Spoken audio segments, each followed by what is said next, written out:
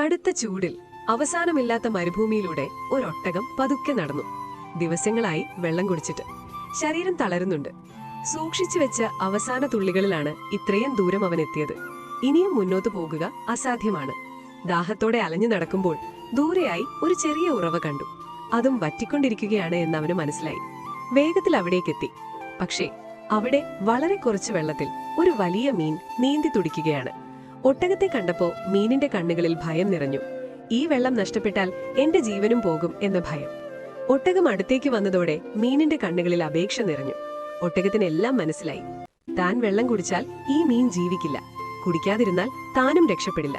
ഒരു നിമിഷം അവൻ ആ മീനിനെ നോക്കി. പിന്നെ ഒട്ടകം തിരിഞ്ഞു നടന്നു. ദാഹിച്ച വെള്ളമാണ് താൻ നിഷേധിച്ചത് എന്ന അറിവിൽ മീൻ അവിടെ കണ്ണീർ വാർത്തു. സ്വന്തം ദാഹം കണക്കിലെടുക്കാതെ മറ്റൊരു ജീവിയുടെ ജീവൻ കാത്ത ഒട്ടകത്തിനായി നിങ്ങളൊരു ലൈക്കും സബ്സ്ക്രൈബും കൊടുക്കില്ലേ കൂട്ടുകാരെ?